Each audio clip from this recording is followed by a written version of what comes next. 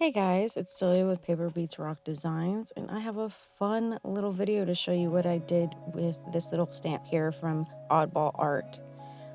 Here's my little junk journal. I made it with a bunch of different scraps, a bunch of different collections, some books. That's like Madeline and a murder mystery, but here I have Fran stamp number 104, and the Ghoulish Gardens from Creepy Cute Chronicles edition 144. So I just wanted to do something. This little junk journal isn't chronological or specific to anything. It is just a little place to play.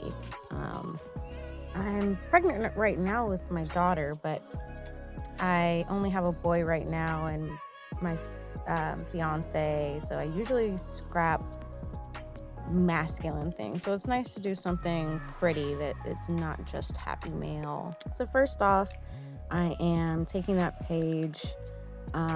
It is from the All Heart collection from Crate Paper, and I'm just putting some gesso across it, and the other side is just a scrap of black and white polka dot paper.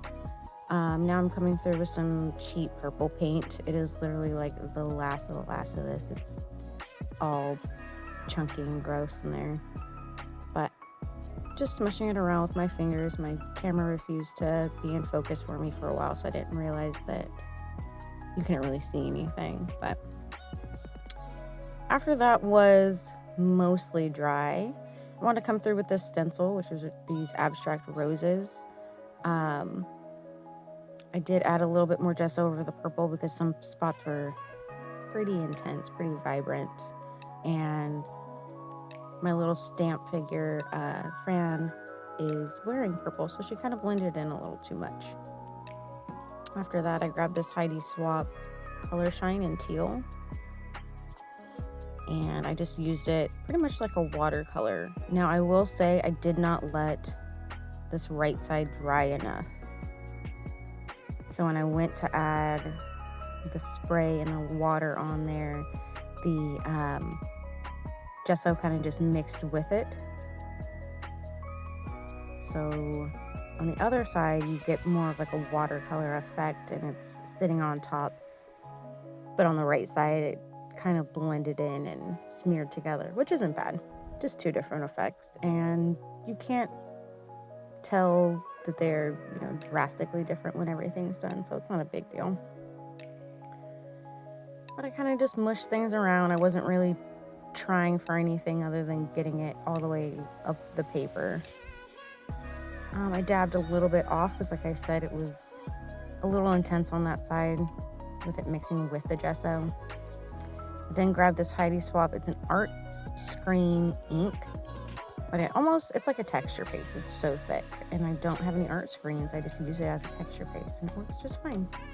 I did come back with the shine first and splatter that around and let that dry completely. I didn't dab anything off because I wanted those splatters to be nice and dark. After that, I did go and grab this little scrap of receipt paper just to put behind the black and white paper so it wouldn't get onto the murder mystery sheet behind it. I wasn't sure how much of this screen ink I wanted to use because it is so shimmery.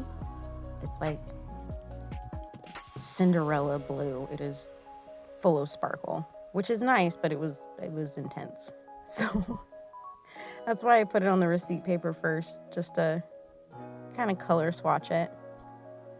Once I figured out that I liked it and it was going well, I just went across both pages for the most part. Try to make sure it would be popping out from where Fran was standing, and on the left side I wanted to put one of the skull blossoms by itself. So this is some really fun tissue paper that I recently found at the dollar store. I think it is just so dreamy and cotton candy. It's freaking beautiful. I wish I had like presents to wrap up with it. But I went and grabbed some of my Ink Road stamps. This is a Bun Intended stamp, and I took the sentiment off of there. It says "You're a badass." And I stamped that out first, and just with some cheap regular ink. It's not stays on or anything fancy. It's just office ink. And it dried pretty well on here, so it's not a waxy tissue paper.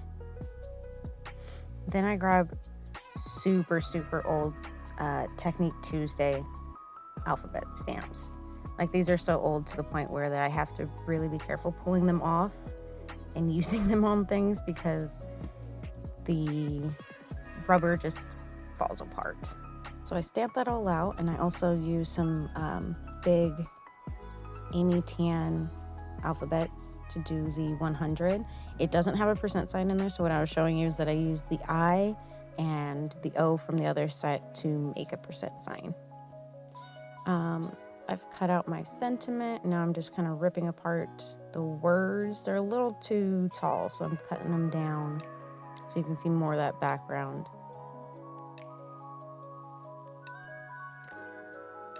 Now I'm just looking at my placement, making sure I have room for everything. I felt like Fran and the bouquet on the left were kind of just floating there. So I grabbed some black and white washi and popped that down.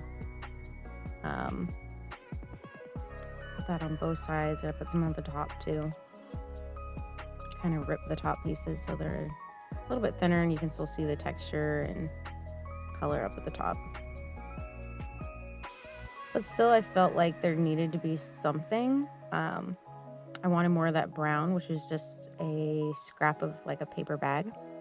So I cut off pieces and ripped some pieces of that, and I felt like that bouquet on the left was really kind of fading away with the white and the blue, so I added a big chunk behind it.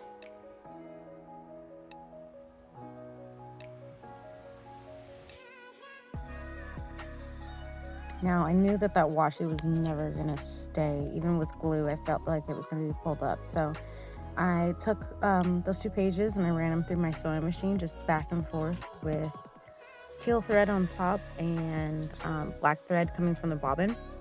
Half out of laziness and half out of I just wanted to see how sewing those 2 threads together would look, and I really liked it. Now I'm just gluing my sentiment down. I love the way it tucks in between the little sprig of skulls over there. And I printed these 2 guys off smaller, and I actually ripped off the top skull on one of them so they would have a little bit more variation in there. I really wanted the skull and the tiny little heart to hang off the page, but I knew that after a while they would probably get beat up and ripped off, so I went as close to the edge as I possibly could with either of them.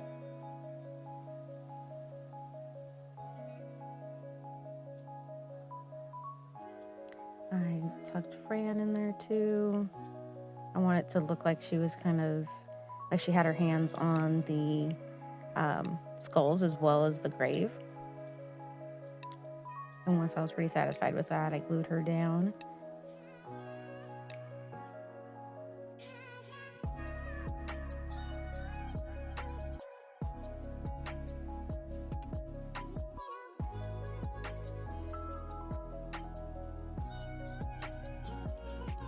I really could not be happier with the placement of that 100 and how Fran is looking up at it. I feel like it's just perfect.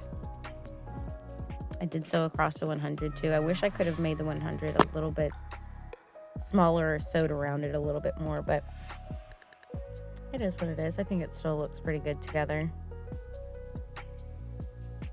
I did leave the strings when I sew. I like to leave them kind of long just to add a little bit more texture on there. Now I'm just tucking my sentiment down. I'm not sure what this is from. I think I saw it on either Pinterest or somebody's art journal or something like that, but I think it's awesome. So that's about it, just gluing everything down. I just use Aleene's tacky glue, and I find that it works really well for me. But that is it. Make sure you hit up the Oddball shop.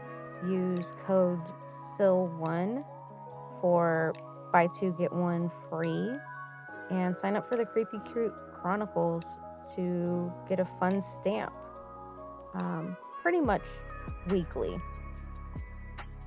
So there we are. I love the way the stitching came out behind everything.